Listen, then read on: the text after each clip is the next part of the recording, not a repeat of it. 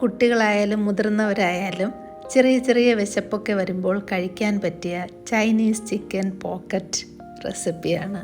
വളരെ പെട്ടെന്ന് തയ്യാറാക്കാൻ പറ്റുന്നതും യാത്രകളിലൊക്കെ കൊണ്ടുപോയി കഴിക്കാൻ പറ്റുന്നതുമായിട്ടുള്ള വളരെ ഹെൽത്തി ആയിട്ടുള്ള ഒരു റെസിപ്പിയാണിത്.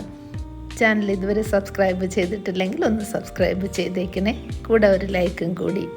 ഈ പീറ്റ ബ്രെഡ് തയ്യാറാക്കിയിരിക്കുന്നത് ആട്ടമാവ് കൊണ്ടാണ്. സാധാരണ മൈദമാവൊക്കെ കൊണ്ടല്ലേ ഉണ്ടാക്കുന്നത്. നല്ല ബലൂൺ പോലെ വീർത്ത് വരുന്ന ഈ പീറ്റ ബ്രെഡ് ഉണ്ടാക്കാനായിട്ട് 1 കപ്പ് ആട്ടമാവ് എടുക്കാം. നല്ല സോഫ്റ്റും ടേസ്റ്റിയുമാകാൻ വേണ്ടി 2 ടേബിൾ സ്പൂൺ തൈര് ചേർക്കാം. 1/2 ടീസ്പൂൺ ഉപ്പ് ചേർക്കാം. 1 ടീസ്പൂൺ ഓയിൽ കൂടി ചേർക്കുന്നുണ്ട്. ഞാനിത് ഒലിവ് ഓയിലാണ് യൂസ് ചെയ്യുന്നത്. ഏത് കുക്കിംഗ് ഓയിലായാലും സാരമില്ല. ഇതൊന്ന് മിക്സ് ചെയ്തതിന് ശേഷം ആവശ്യാനുസരണം വെള്ളമൊഴിച്ച് ഈ മാവ് നല്ല സോഫ്റ്റായിട്ട് കുഴച്ചെടുക്കണം. നമ്മൾ സാധാരണ ചപ്പാത്തിക്കൊക്കെ കുഴയ്ക്കുന്നത് പോലെ തന്നെ കുഴച്ചെടുത്താൽ മതി. 10 മിനിറ്റ് ഒന്ന് റെസ്റ്റ് ചെയ്യാനായിട്ട് വയ്ക്കാം. ഇതിൽ ഫില്ലിങ്ങിനായിട്ട് ചിക്കൻ യൂസ് ചെയ്തിട്ടുണ്ട്. ബോൺലെസ് ചിക്കനാണ്. ഇതിൻ്റെ അളവൊക്കെ ഓരോരുത്തരുടെയും ആവശ്യമനുസരിച്ച് കൂട്ടാവുന്നതാണ്, കുറയ്ക്കാവുന്നതാണ്. ടേസ്റ്റ് അനുസരിച്ച് ഉപ്പ്, അല്പം മഞ്ഞൾപ്പൊടി, കുറച്ച് കുരുമുളക് പൊടി നന്നായി ഒന്ന് മിക്സ് ചെയ്ത് വയ്ക്കാം. ഇതിലിനി കുറച്ച് വെജിറ്റബിൾസ് കൂടി ചേർക്കണം. ക്യാരറ്റ് നീളത്തിൽ കനം കുറച്ച് അരിഞ്ഞെടുക്കാം.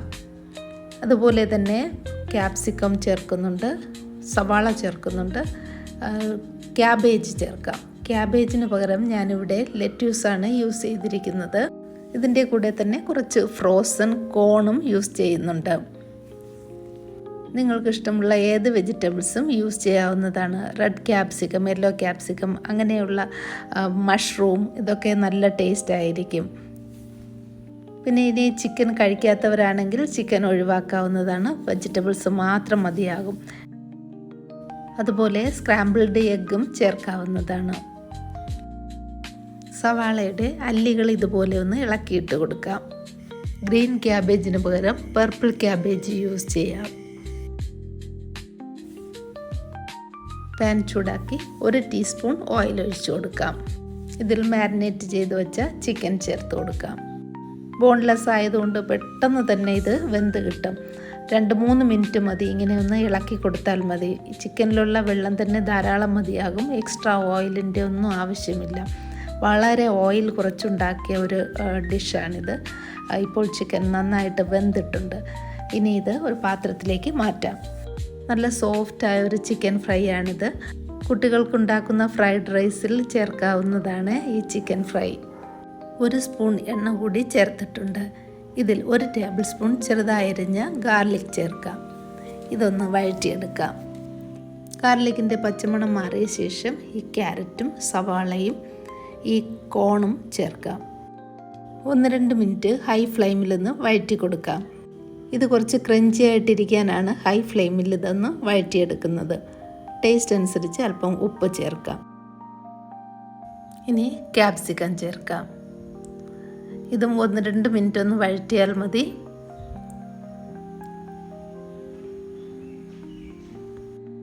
ലാസ്റ്റിൽ നമുക്ക് ലെറ്റ്യൂസ് ചേർക്കാം. ക്യാബേജ് ചേർക്കുകയാണെങ്കിൽ ക്യാപ്സിക്കത്തിനോടൊപ്പം ക്യാബേജ് ചേർക്കാം. ലെറ്റ്യൂസ് പിന്നെ വേകാനൊന്നും ഇല്ലല്ലോ, ജസ്റ്റ് ഒന്ന് മിക്സ് ചെയ്താൽ മതി. ഇനി ഇതിൽ 1 ടീസ്പൂൺ ചില്ലി ഫ്ലേക്സ് ചേർക്കാം. വളരെ എരിവ് കുറച്ചാണ് ഇത് ഉണ്ടാക്കുന്നത്. എരിവ് ഇഷ്ടമാണെങ്കിൽ വട്ടത്തിലരിഞ്ഞ പച്ചമുളക് ചേർക്കാം. 1/2 ടീസ്പൂൺ ഇറ്റാലിയൻ സീസണിങ് ചേർത്തിട്ടുണ്ട്. 1 ചെറിയ സ്പൂണ് സോയാ സോസും 2 ടേബിൾ സ്പൂൺ ചില്ലി ടൊമാറ്റോ സോസുമാണ് ചേർത്തത്. ഇത് ജസ്റ്റ് ഒന്ന് മിക്സ് ചെയ്ത് കൊടുത്താൽ മതി. ഒരല്പം കൂടി എരിവുണ്ടെങ്കിൽ നല്ലതാണ്. 1/2 ടീസ്പൂൺ പെപ്പർ പൗഡർ ചേർക്കുന്നുണ്ട്. ഒരല്പം ഉപ്പും കൂടി. നമ്മൾ നേരത്തെ വെജിറ്റബിൾസിലും ചിക്കനിലും ഉപ്പ് ചേർത്തിട്ടുണ്ട്, സോസിലും ഒക്കെ ഉപ്പുണ്ട്. പിന്നെ ലാസ്റ്റിലാകുമ്പോൾ ഒന്ന് അഡ്ജസ്റ്റ് ചെയ്താൽ മതി. ഒന്ന് മിക്സ് ചെയ്ത് കൊടുക്കാം.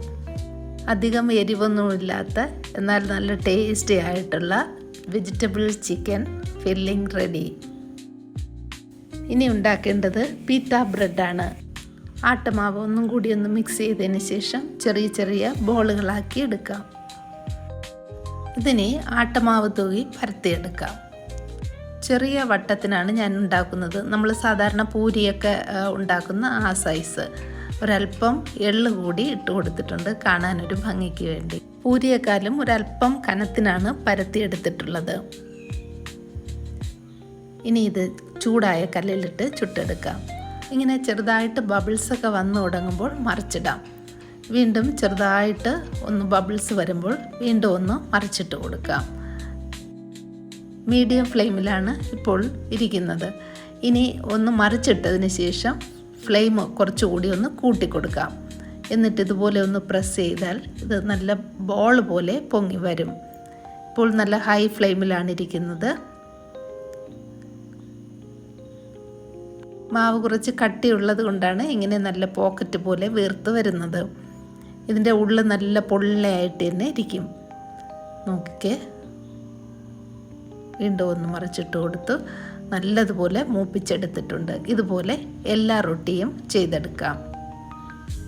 ഈ രീതിയിലാണ് ഉണ്ടാക്കുന്നതെങ്കിൽ എല്ലാം ഒരുപോലെ തന്നെ നല്ല ഫ്ലഫി ആയിട്ട് കിട്ടും. ചട്ടുകം കൊണ്ടോ തുണി കൊണ്ടോ ഒക്കെ ഒന്ന് പ്രസ് ചെയ്ത് കൊടുത്താൽ മതി. നമ്മുടെ റൊട്ടി എല്ലാം റെഡി ആയിട്ടുണ്ട്. പീട്ട ബ്രെഡ്, 1 കപ്പ് മാവിൽ 8 ബ്രെഡ് ഉണ്ടാക്കിയിട്ടുണ്ട്. ഇനി നമുക്ക് ഇതൊന്ന് കട്ട് ചെയ്തെടുക്കണം. നടുക്ക് കട്ട് ചെയ്ത് ഇതിനെ ഒരു പോക്കറ്റാക്കി എടുക്കണം. അല്ലെങ്കിൽ ഇതിനെ 2ആയിട്ട് കട്ട് ചെയ്താലും 2 പോക്കറ്റാക്കി എടുക്കാൻ പറ്റും. ഞാനിപ്പോൾ ഇത് 1 പോക്കറ്റാണ് ഉണ്ടാക്കുന്നത്.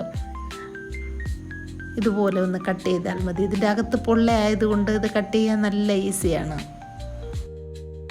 ഇതുപോലെ ബ്രെഡ് ഉണ്ടാക്കിയിട്ട് നമുക്ക് ഇഷ്ടമുള്ള സാധനം ഇതിൽ ഫിൽ ചെയ്യാവുന്നതാണ്. കുട്ടികൾ ഇഷ്ടപ്പെടുന്നതും നിങ്ങൾക്ക് ഇഷ്ടമുള്ളത് എന്തും ഇതിൽ ഫിൽ ചെയ്യാം. ഇനിയൊന്നുമില്ല, ഇനി ഈ ഫില്ലിങ് ഇതിനകത്തോട്ട് വയ്ക്കുക തന്നെ. ഇതിൽ സോസൊക്കെ ഇഷ്ടംപോലെ ചേർത്തിട്ടുണ്ട്. എങ്കിലും ചീസ് ബ്രെഡോ അല്ലെങ്കിൽ മയോണീസോ ചേർക്കാവുന്നതാണ്. പക്ഷേ ഇത് നല്ല ഹെൽത്തി ആയിട്ടുള്ള സാധനമായതുകൊണ്ട് ഇനി കൂടുതലൊന്നും ഇതിൽ ആവശ്യമില്ല. ഞാനൊരു ഡെക്കറേഷൻ ചെയ്യുന്നുണ്ട്, അത് കാണാനൊരു ഭംഗിക്ക് വേണ്ടി. ഒന്നുമില്ല, കട്ടിയുള്ള തൈര് എടുത്തിട്ടുണ്ട്, അതിൽ കുറച്ച് ടൊമാറ്റോ സോസ് ചേർത്തിട്ടുണ്ട്. ഇത് വലിയ പ്രയാസമുള്ള കാര്യമില്ല. ഇങ്ങനെ ഒരു കവർ എടുക്കുക, അതിലൊരു കുഞ്ഞു ദ്വാരമിട്ട് ഇതുപോലെ നമുക്ക് ഇഷ്ടമുള്ള ഡിസൈൻ ചെയ്യാവുന്നതാണ്. ഈ വീഡിയോ നിങ്ങൾക്ക് ഇഷ്ടമായെങ്കിൽ ലൈക്ക് ചെയ്യുക, ഷെയർ ചെയ്യുക, കമൻറ്റ് ചെയ്യുക. വീണ്ടും പുതിയൊരു വീഡിയോയിലൂടെ കാണാം. Thank you for watching Mother's Cooking lab.